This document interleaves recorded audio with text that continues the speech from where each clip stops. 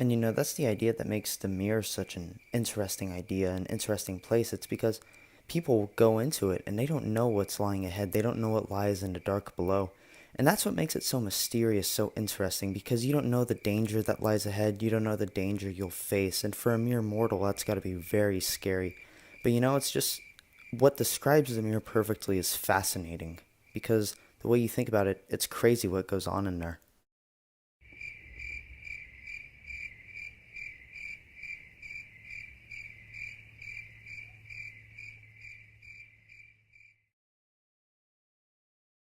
Hey guys, BB-28 Bombers here, and today I have a bit of a different video planned.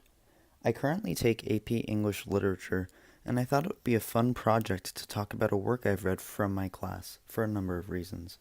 One, it's different from video games, a bit of a break. All I have ever posted on this channel is video games, and I think a mini-series of these videos would be interesting. Also, I would like to help future AP students understand some of the things I've read better than I did, as a way to help.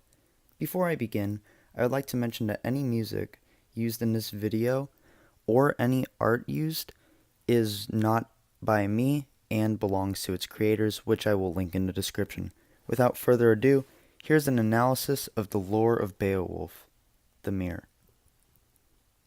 Beowulf is the namesake character of the epic Beowulf.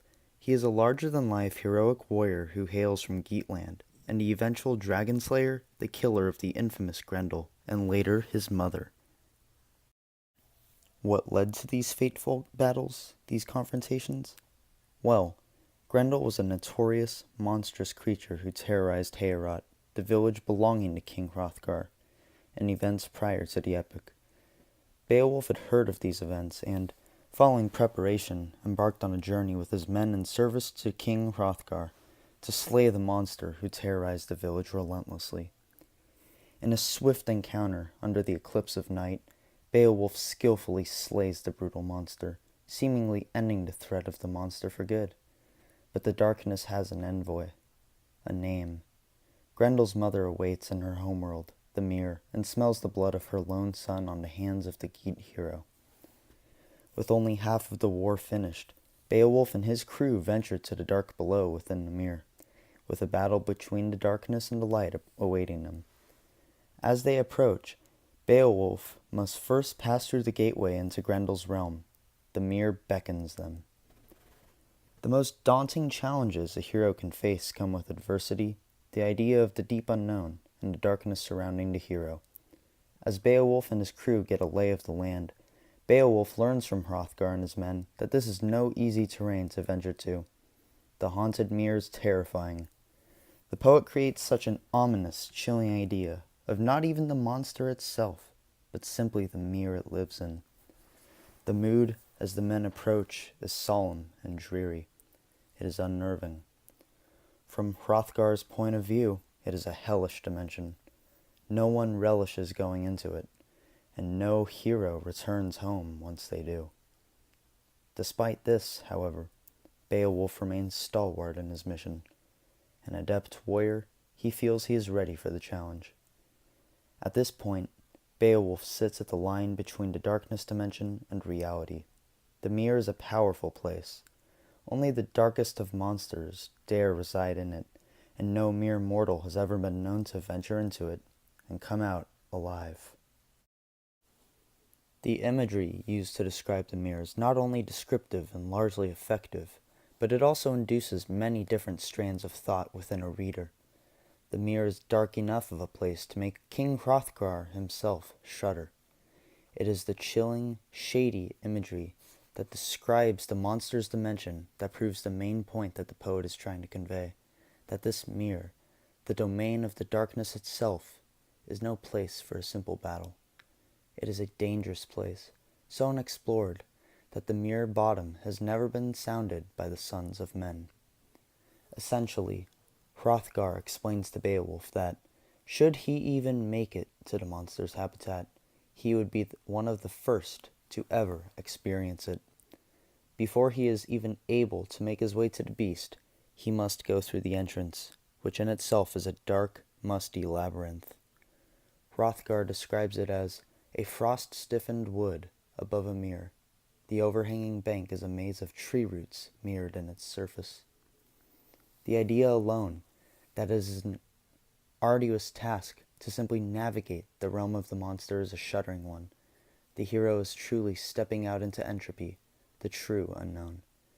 He does not know what lies beyond, and yet he must be brave should he want to slay the mother of the beast who feasted among the city's people. This constant, panging imagery of an unknown future truly drives the poet's main idea of his epic. One may never expect what truly will come next. Furthermore, the mood used by the poet allows for negative connotations to seep through the mind of readers, to shatter the true sense of understanding of the mere. At first, it appears as though Beowulf simply has another head to hang on a stake. However, this changes at the sight of the mere. An ominous tone washes over Beowulf, Hrothgar, the foot soldiers who follow along, and the reader. An unexpected feeling is produced from a true sense of unknown, of darkness, a place where the light of the epic can be extinguished in the blink of an eye. In addition to a dark tone set by the entrance to the mere, there is a gloomy mood from all when approaching the mere. For a small moment, both the characters in the epic and the reader feel as though they are on the doorstep of hell, a place so dark and discouraging that it can make one cringe at a simple question: is this truly going to happen? Hrothgar again warns Beowulf, reminding him that none have ever delved into the mere and lived to tell the tale. Uncertainty fills the air. This uncertainty forces readers to reflect, to understand that vengeance and nearly certain death await the hero. Hrothgar laments the oddities of the mere itself, decreeing that, at night there, the water burns.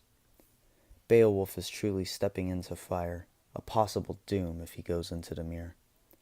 It appears that Hrothgar almost wants him to refrain from this, as he warns him that the hart in flight from pursuing hounds will turn to face them with firm-set horns and die in the wood rather than dive beneath its surface. That is no good place.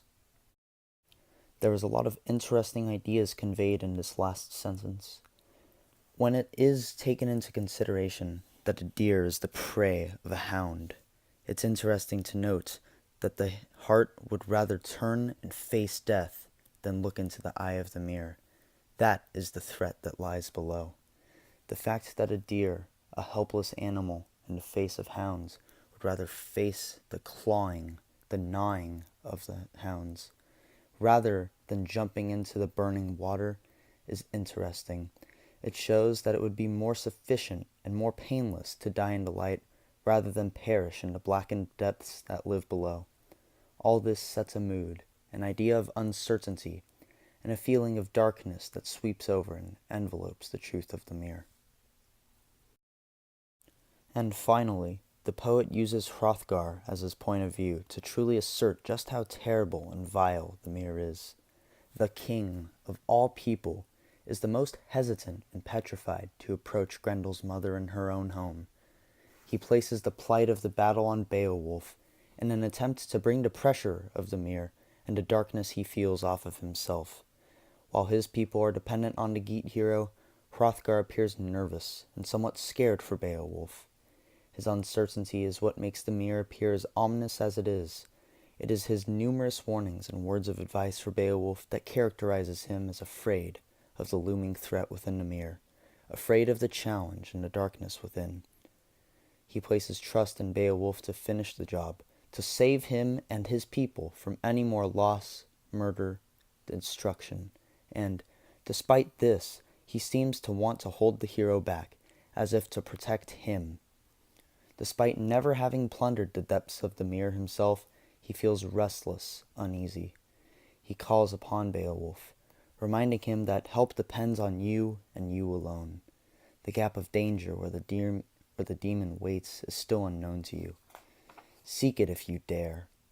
This is his final warning to Beowulf, that what awaits is all darkness. There is no light within the mere, and Hrothgar essentially characterizes the mere as the dark. Through Hrothgar's point of view, readers are able to discern a complex, insightful understanding of the mere itself. It is a place of death, a destructive end. Because the poet is able to voice the idea of it through a character, it allows for a true account of all that it is, a dank, vile place. If you want more content like this, make sure to subscribe to the channel, and if you enjoyed, leave a comment below. I would like to continue this series, but I'd like to hear some reception about it first. Thank you all so much for watching, and I will see you guys next time.